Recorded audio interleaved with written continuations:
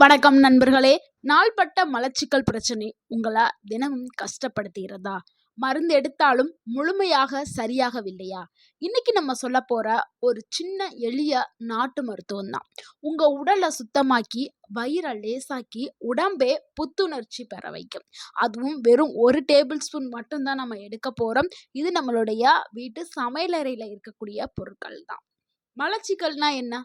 மலச்சிக்கல் என்றால் 3 நாட்களுக்கு மேலாக மலம் செலுத்த முடியாத நிலை.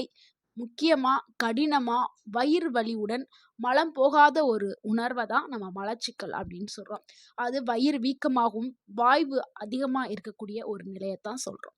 இது நம்ம ஒரு சிறிய பிரச்சனை என்று எடுத்துக்கொண்டாலும் இது நாள் அடைவில் மிகப்பெரிய நோயாக மாறும். ஸோ நம்மளுடைய குடல் சுத்தமா இருந்தாதான் நம்மளுடைய உடல் மனசும் சுத்தமாக்கப்படும். ஏன் மலச்சிக்கல் வருது அப்படிங்கிறதுக்கான காரணத்தை நம்ம தெரிஞ்சுக்கிறணும். ஸோ மலச்சிக்கல் வர்றதுக்கான காரணம் நிறைய இருக்குது. அதுல முதல் காரணம் என்னன்னா தண்ணீர் குறைவா குடிக்கிறது தான். இரண்டாவது காரணம் என்னன்னா நார்ச்சத்து இல்லாத உணவு. உணவு சாப்பிடுவீங்க, ஆனா அதுல நார்ச்சத்து ரொம்ப கம்மியா இருக்கக்கூடிய காய்கறிகளோ பழங்களோ சாப்பிடும் பொழுது இந்த மலச்சிக்கல் ப்ராப்ளம் வருது. ஸோ அதிகமா நார்ச்சத்து இருக்கக்கூடிய உணவுகளை நீங்க செலக்ட் பண்ணி சாப்பிடணும். மூன்றாவது காரணம் என்னன்னா உடற்பயிற்சி இல்லாத ஒரு உடல். கண்டிப்பா உடற்பயிற்சிங்கிறது உங்க உடலுக்கு ரொம்ப அவசியமான ஒன்று. அடுத்து நான்காவது காரணம் என்னன்னா அதிகமா ஜங்க் ஃபுட் உணவுகளை சாப்பிட்றது. ஆயில்ல பொரிச்சது, ஆயில்ல வேக வச்சது, இந்த மாதிரியான உணவுகளை அதிகமா சாப்பிடும் பொழுது மலச்சிக்கல் ப்ராப்ளம் ஏற்படும். ஐந்தாவது காரணம் என்னன்னா மன அழுத்தம். இப்ப இருக்கிற காலகட்டத்துல எல்லாருக்குமே சின்னவங்களா இருந்தாலும் சரி பெரியவங்களா இருந்தாலும் சரி மன அழுத்தத்துல தள்ளப்படுறாங்க. ஸோ மன அழுத்தமும் ஒரு காரணமா அமையுது. ஸோ இதனாலயும் மலச்சிக்கல் வருது. ஸோ இந்த 5 காரணங்கள்னால தான் வருது. ஸோ இவை எல்லாமே சேர்ந்து குடலுடைய இயக்கத்தை மெதுவா பாதிக்கும். ஸோ அதனால தான் மலச்சிக்கல். நம்ம இப்ப பார்க்க போற ரெமெடியோட பயன்படுத்தக்கூடிய பொருட்கள் என்னன்னா ஜீரகம், வெந்தயம், சோம்பு. இது 3மே நம்மளுடைய சமையலறையில எப்பவுமே இருக்கக்கூடிய பொருட்கள் தான். ஸோ இந்த 3மே சேர்ந்து உங்களுடைய குடல் இயக்கத்தை தூண்டுறதுக்காக தான் இது பயன்படுத்துறோம். ஸோ ஜீரகத்தை ஏன் பயன்படுத்துறோம் அப்படிங்கிறத பார்த்துடலாம். அதனுடைய நன்மைகளை. செரிமானத்தை மேம்படுத்துறதுக்கு ஜீரகம் பயன்படுது. அதே மாதிரி வயிற்றுல வீக்கம் ஏற்பட்டா அந்த வீக்கத்தை குறைக்கிறதுக்கு. நிறைய பேருக்கு வயதானவர்களுக்கு முக்கியமா எது சாப்பிட்டாலுமே வயிறு வீக்கமும் வாய்வும் ஏற்பட ஆரம்பிச்சிடும். ஸோ அதை எல்லாத்தையும் சரி பண்றதுக்கு ஜீரகம் பயன்படுது. குடல் இயக்கத்தை சீரா வச்சுக்கிறதுக்கு ஜீரகம் பயன்படுது. தினமும் நம்ம எடுத்துக்கிட்டோம்னா வயிறு ரொம்பவே லேசாகவே மாறிடும். ரெண்டாவது என்னன்னா வெந்தயம் தான். வெந்தயத்தோட நன்மைகளை பார்த்துலாம். வெந்தயத்துல அதிக அளவுல நார்ச்சத்து இருக்குது. நம்ம முன்னாடியே சொன்னோம்ல, நார்ச்சத்து அதிகமா இருக்கக்கூடிய உணவுகளை எடுத்துக்கிறோங்க, அப்பதான் நம்மளுக்கு மலச்சிக்கல் வராது அப்படின்னு சொன்னோம்ல, அது வெந்தயத்துல இருக்குது. ஸோ நார்ச்சத்து வெந்தயத்துல அதிகமா இருக்குது. குடலை ரொம்ப மென்மையா பாதுகாக்கிறதுக்கு வெந்தயம் பயன்படுது. மலச்சிக்கலை உடனே சரி செய்யறதுக்கு வெந்தயம் பயன்படுது. இது நேச்சுரல் லாக்ஸேட்டிவ் மாதிரி வேலை செய்யும். மூன்றாவது சோம்பை தான் நம்ம பயன்படுத்த போறோம். சோம்போடைய நன்மைகளை பார்த்துடலாம். இது வாய்வு பிரச்சனை குறைக்கிறதுக்கும் செரிமானத்தை தூண்டுறதுக்கும் பயன்படுது. அதே மாதிரி குடல்ல சுத்தமாக்குறதுக்கு, குடல்ல இருக்கக்கூடிய அந்த நச்சுக்கள் எல்லாத்தையும் வெளியேற்றத்துக்கு சோம்பு பயன்படுது. நிறைய பேர் நம்ம ஏதாவது கறி விருந்து சாப்பிட்டோம்னா என்ன அங்க போய் என்ன சாப்பிடுவோம்? சோம்பு கலந்த ஒரு பீடா மாதிரி நம்ம சாப்பிடுவோம். சாப்பாட்டுக்கு பிறகு சோம்பு சாப்பிட்றதுக்கான காரணம் இதுதான். ஏன்னா சோம்பு சாப்பிட்டால் செரிமானம் தூண்டப்படும். நம்ம என்ன சாப்பிட்டாலும் செரிச்சு வெளியேற்றிடும். ஸோ அதனால தான் சோம்பை பயன்படுத்துகிறோம். ஸோ தயாரிக்கிற முறையை நம்ம பார்த்துடலாம். இதுக்கு தேவையான பொருட்கள் என்னன்னா ஜீரகம் 1 டேபிள் ஸ்பூன், வெந்தயம் 1 டேபிள் ஸ்பூன், சோம்பு 1 டேபிள் ஸ்பூன், 3ஐயும் நீங்க எடுத்துக்கிறணும். செய்முறை என்னன்னா 3ஐயுமே லேசாக நீங்க வறுத்துட்டு அதை நீங்க ஆற வச்சுட்டு நீங்க மிக்ஸி ஜார்ல போட்டு அரைச்சு பவுடர் பண்ணி வச்சுக்கிறீங்க. 3ஐயும் எடுத்து 3ஐயுமே வறுத்து பவுடர் பண்ணி அந்த பவுடரை காற்று புகாத ஒரு டப்பால ஸ்டோர் பண்ணி வச்சுக்கிறேங்க. இல்லைன்னா கெட்டு போயிரும்ல காத்து போயிடுச்சுன்னா, அதுக்காக ஒரு டப்பால ஸ்டோர் பண்ண சொல்றோம். எப்படி பயன்படுத்துறதுங்கிறது ரொம்ப ரொம்ப முக்கியம்.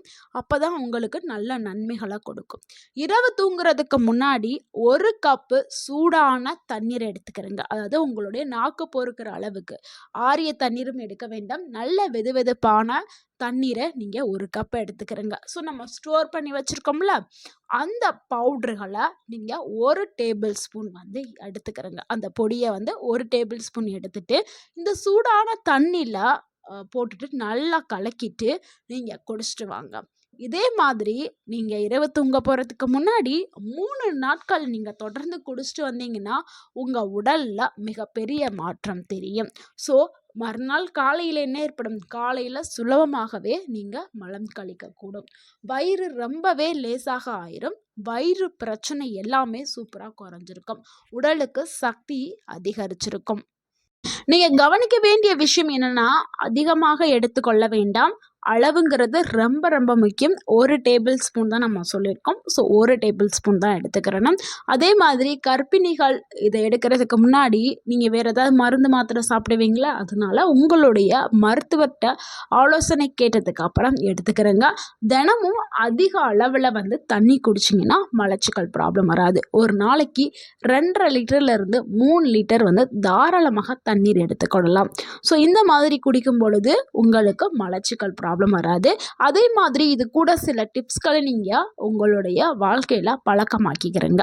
காலையில் எந்திரிச்ச உடனே வெந்நீர் வந்து குடிக்க பழகுங்க. ஸோ சூடாக 1 கப் வந்து சுடுதண்ணி குடிச்சிங்கன்னா மலச்சிக்கல் ப்ராப்ளம் சரியாயிடும். நிறைய பேர் என்ன பண்ணுவாங்கன்னா, காலையில் எந்திரிச்சோன்னா பெட் காஃபி, டீ இதெல்லாம் குடிப்பாங்க. ஸோ அதெல்லாம் குடித்தா உங்களுடைய உடலுக்கு வந்து இப்போ தெரியாது, நீங்கள் வயசாகும் பொழுது பலவிதமான பிரச்சனைகளை வந்து உண்டு பண்ணும். ஸோ முடிஞ்ச அளவுக்கு வயிற்றுக்குள்ளே போகிறது ஃபஸ்ட்டு சுடுதண்ணி மட்டும்தான் நீங்கள் இருக்கணும். அடுத்து நீங்கள் சுடுதண்ணியை குடிச்சிட்டு அடுத்து வேறு என்ன வேணாலும் நீங்கள் சாப்பிட்டுக்கலாம்னா, வயிறு வந்து எம்டியாக இருக்கும் பொழுது ஃபஸ்ட்டு சுடுதண்ணி போகும்பொழுது உங்களுடைய உடல் வந்து ஆரோக்கியமாக்கப்படும். அடுத்து காலையில் பழங்கள் சாப்பிட்லாம். என்ன பழம்னா, பப்பாளி பழம், வாழைப்பழம் இதெல்லாம் சாப்பிடும் பொழுது மலச்சிக்கல் ப்ராப்ளம் வந்து சரியாகும். ஸோ இதெல்லாம் வந்து நீங்கள் காலை உணவுகளோடு சேர்த்து பப்பாளி, வாழைப்பழம் சாப்பிடலாம். அதே மாதிரி அது கூடவே தினமும் உடற்பயிற்சிங்கிறது ரொம்ப ரொம்ப முக்கியம். ஒரு நாளைக்கு அட்லீஸ்ட் 20 நிமிடமாவது நீங்கள் உடற்பயிற்சி செய்யணும். அது வந்து உடற்பயிற்சினா நீங்கள் கடினமாக செய்யக்கூடிய ஜிம்முக்கு போய் செய்யக்கூடிய உடற்பயிற்சியாக இருக்க வேண்டாம். நடைப்பயிற்சி செய்தாலே போதும். ஸோ 20 நிமிடம் வந்து நீங்கள் ஈஸியாக செய்யக்கூடிய உங்களால் முடிஞ்ச உடற்பயிற்சியை உங்கள் உடலை இயங்க வைக்கிறதுக்கு தான் உடற்பயிற்சி. ஸோ உங்களால் முடிஞ்ச உடற்பயிற்சியை நீங்கள் செய்யலாம். ஸோ இந்த மாதிரியெல்லாம் நீங்கள் உங்களுடைய வாழ்க்கையில் பழக்கங்கள் ஆக்கி கொண்டீங்கன்னா மலச்சிக்கலுங்கிறதே உங்கள் வாழ்க்கையில் வரவே செய்யாது. ஸோ இந்த மாதிரியான டிப்ஸ் எல்லாத்தையுமே ஃபாலோ பண்ணுங்கள் நண்பர்களே. இந்த ஒரு எளிய ரெமிடி உங்கள் வாழ்க்கையே மாற்றும். நிறைய பேர் என்ன பண்ணியிருப்பீங்க, இதுக்காக மாத்திரை சாப்பிடுவீங்க. மாத்திரை சாப்பிட்டாலும் சிலருக்கு வந்து மலச்சிக்கல் சரியாகாது. ஸோ வந்து ஹாஸ்பிட்டலுக்கு போய் நிறைய பவுட்ரு டப்பாவாக வாங்கி வச்சு யூஸ் பண்ணியிருப்பீங்க. அதுக்கப்புறம் அப்படியும் சிலருக்கு வந்து சரியாகாது, சிலருக்கு சரியாயிருக்கும். ஸோ வந்து நான் வந்து யாரையும் தப்பாக சொல்லலை. நான் வீட்டில் இருக்கக்கூடிய இது வந்து உணவே மருந்து கான்செப்டில் தான் நம்ம சொல்கிறோம். ஸோ இது எந்த ஒரு பக்க விளைவையும் ஏற்படுத்தாது. உங்கள் குடலுக்கு ரொம்ப நல்லது. உங்கள் உடலுக்கு ஆரோக்கியம் கொடுக்கக்கூடியதான் இந்த 3 பொருட்களுமே. நம்ம உணவில் பயன்படுத்தக்கூடிய பொருட்கள் தான். பயப்படாமல் தாராளமாக நீங்கள் இதை ட்ரை பண்ணலாம். இதை ட்ரை பண்ணிவிட்டு உங்களுக்கு இது எப்படி இருந்துச்சு அப்படின்னு சொல்லிட்டு கமெண்டில் உங்களுடைய கருத்துக்களை பகிருங்க. இந்த வீடியோ உங்களுக்கு பிடிச்சிருந்துச்சுன்னா இந்த வீடியோக்கு ஒரு லைக் பண்ணுங்கள். இந்த வீடியோவை உங்களுடைய ஃப்ரெண்ட்ஸ் அண்ட் ஃபேமிலிக்கு ஷேர் பண்ணுங்கள். மறக்காமல் எங்கள் சேனலை சப்ஸ்கிரைப் பண்ணுங்கள், சப்போர்ட் பண்ணுங்கள், கமெண்ட் பண்ணுங்கள். தேங்க்யூ ஃபார் வாட்சிங்.